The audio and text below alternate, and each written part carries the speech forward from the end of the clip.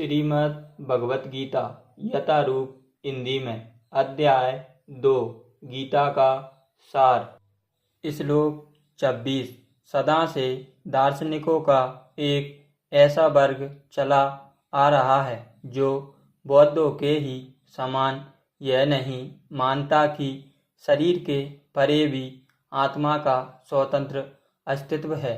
ऐसा प्रतीत होता है कि जब भगवान कृष्ण ने भगवत गीता का उपदेश दिया तो ऐसे दार्शनिक विद्वान थे और लोकायतित तथा वैभाषिक नाम से जाने जाते थे। ऐसे दार्शनिकों का मत है कि जीवन के लक्षण भौतिक संयोग की एक परिपक्व अवस्था में ही घटित होते हैं। आधुनिक भौतिक विज्ञानी तथा भौतिकतावादी दार्शनिक भी ऐसा ही सोचते हैं। उनके अनुसार शरीर भौतिक तत्वों का संयोग है और एक अवस्था ऐसी आती है जब भौतिक तथा रासायनिक तत्वों के संयोग से जीवन के लक्षण विकसित हो उठते हैं। निरातत्व विज्ञान इसी दर्शन पर आधारित है। संप्रति अनेक छद्म धर्म जिनका अमेरिका में प्रचार हो रहा है इसी दर्शन का पालन करते हैं और साथ ही शून्यवादी अवक्त बौद्धों का अनुसरण करते हैं। यदि अर्जुन को आत्मा के अस्तित्व में विश्वास नहीं था जैसा कि वैभाषिक दर्शन में होता है तो भी उसके शोक करने का कोई कारण ना था। कोई भी मानव थोड़े से रासायनिकों की क्षति के लिए शोक नहीं करता तथा अपना कर्तव्य पालन नहीं त्याग देता। दूसरी ओर आधुनिक विज्ञान तथा वैज्ञानिक युद्ध में शत्रु पर विजय प्राप्त करने के लिए न जाने कितने टन रासायनिक फूंक देते हैं। वैभाषिक दर्शन के अनुसार आत्मा शरीर के क्षय होते ही लुप्त हो जाता है। अतः प्रत्येक दशा में चाहे अर्जुन इस वैदिक मान्यता को स्वीकार करता कि अणु आत्मा का अस्तित्व है या कि वह आत्मा के अस्तित्व को स्वीकार नहीं करता, उसके लिए शोक करने का कोई कारण न था। इस सिद्धांत के अनुसार चूंकि पदार्थ से प्रत्येक क्षण असंख्य जीव उत्पन्न होते हैं और नष्ट होते रहते हैं, अतः ऐसी घटनाओं के लिए शोक करने की कोई आवश्यकता नहीं है।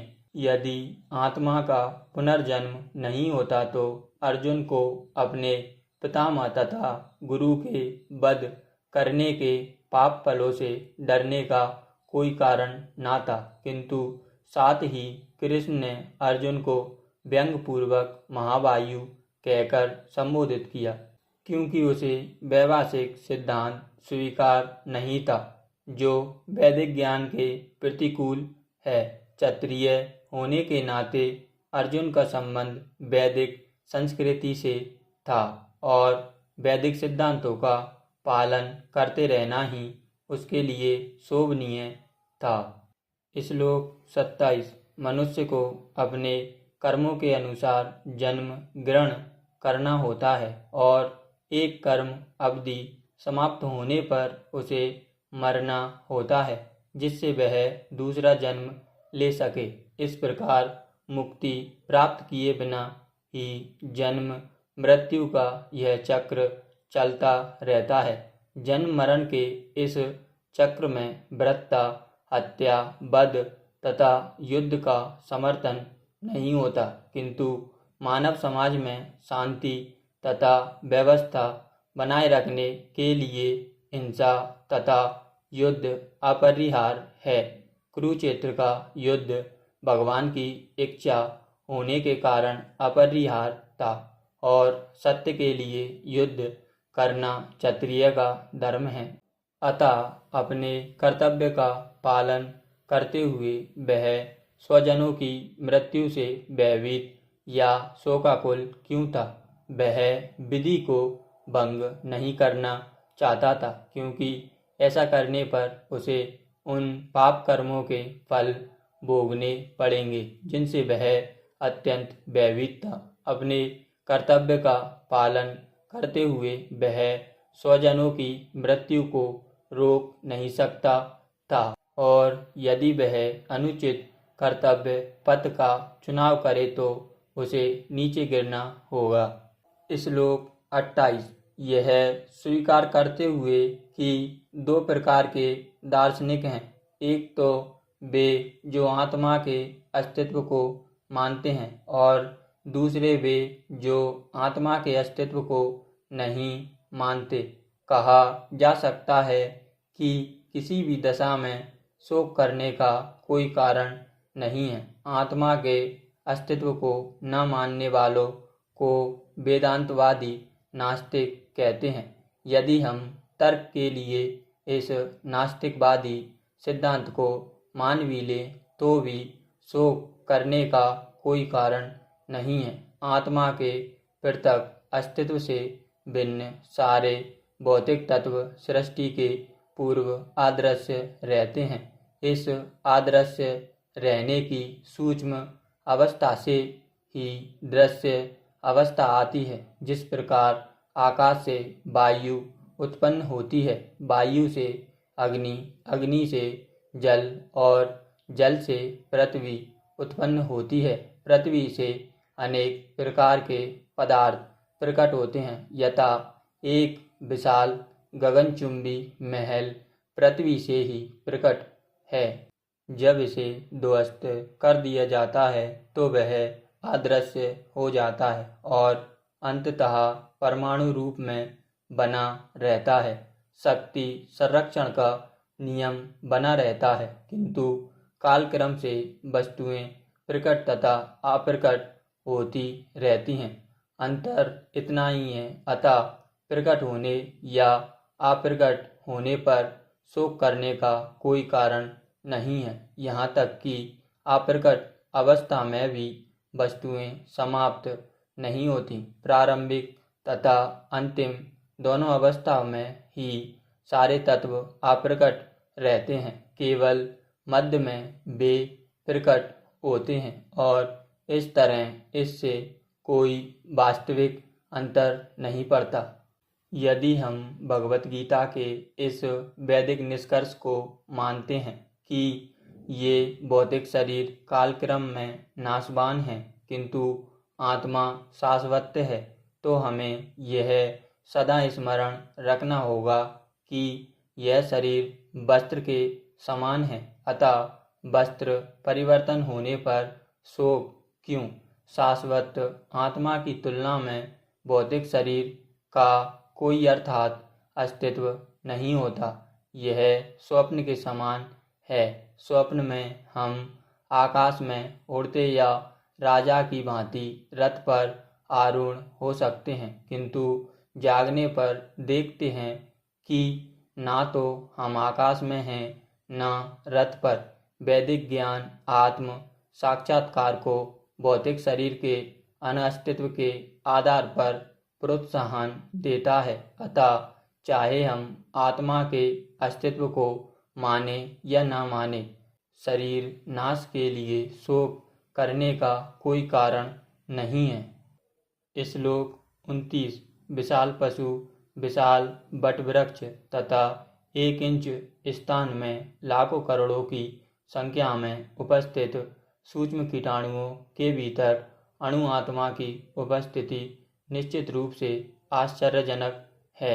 अल्पज्ञ तथा दुराचारी व्यक्ति अणु आत्मा के स्फुलिंग के चमत्कारों को नहीं समझ पाता, भले ही उसे बड़े से बड़ा ज्ञानी जिसने विश्व के प्रथम प्राणी ब्रह्मा को भी शिक्षा दी हो क्यों न समझाए। वस्तुओं के स्थूल भौतिक बोध के कारण इस युग के अधिकांश व्यक्ति इसकी कल्पना नहीं कर सकते कि इतना सूक्ष्म कण किस प्रकार इतना विराट तथा इतना लघु बन सकता है। अतः लोग आत्मा को उसकी संरचना या उसके विवरण के आधार पर ही आश्चर्य से देखते हैं। इंद्रिय तृप्ति की बातों में फंसकर लोग भौतिक शक्ति से इस तरह मोहित होते हैं कि उनके पास आत्मज्ञान को समझने का अवसर ही नहीं रहता। यद्यपि यह तथ्य है कि आत्मज्ञान के बिना सारे कार्यों का दुष्परिणाम जीवन संघर्ष में पराजय के रूप में होता है। संभवतः उन्हें इसका कोई अनुमान नहीं होता कि मनुष्य को आत्मा के विषय में चिंतन करना चाहिए और दुखों का हल खोज निकालना चाहिए। ऐसे थोड़े से लोग जो आत्मा के विषय में सुनने के इच्छुक हैं अच्छी संगति पाकर भाषण सुनते हैं, किंतु कभी कभी अज्ञानवश वे परमात्मा तथा अणु आत्मा को एक समझ बैठते हैं। ऐसा व्यक्ति खोज पाना कठिन है जो परमात्मा अणु आत्मा उनके पृथक पृथक कार्यों तथा संबंधों एवं अन्य विस्तारों को सही ढंग से समझ सके। इससे अधिक कठिन है ऐसा व्यक्ति खोज पाना जिसने आत्मा के ज्ञान से पूरा पूरा लाभ उठाया हो और जो सभी पक्षों से आत्मा की स्थिति का सही सही निर्धारण कर सके। किंतु यदि कोई किसी तरह से आत्मा के इस विषय को समझ लेता है तो उसका जीवन सफल हो जाता है। इस आत्मज्ञान को समझने का सरलतम उपाय यह है कि अन्य मतों से विचलित हुए बिना परम प्रमाण भगवान कृष्ण द्वारा कथित भगवत गीता के उपदेशों को ग्रहण कर लिया जाए। किंतु इसके लिए भी इस जन्म में या पिछले जन्मों में प्रचुर तपस्या की आवश्यकता होती है, तभी कृष्ण को श्री भगवान के रूप में स्वीकार किया जा सकता है। पर कृष्ण को इस रूप में जानना शुद्ध भक्तों की अयतुकी कृपा से ही होता है, अन्य किसी उपाय से नहीं। श्लोक 30। अब भगवान अविकारी आत्मा विषयक अपना उपदेश समाप्त कर रहे हैं। अमर आत्मा का अनेक प्रकार से वर्णन करते हुए भगवान कृष्ण ने आत्मा को अमर तथा शरीर को नाशवान सिद्ध किया है। अतः क्षत्रिय होने के नाते अर्जुन को इस भय से कि युद्ध में उसके पितामह भीष्म तथा गुरु द्रोण मर जाएंगे, अपने कर्तव्य से विमुख नहीं होना चाहिए। कृष्ण को प्रमाण मानकर भौतिक देह से भिन्न आत्मा का पृथक अस्तित्व स्वीकार करना ही होगा।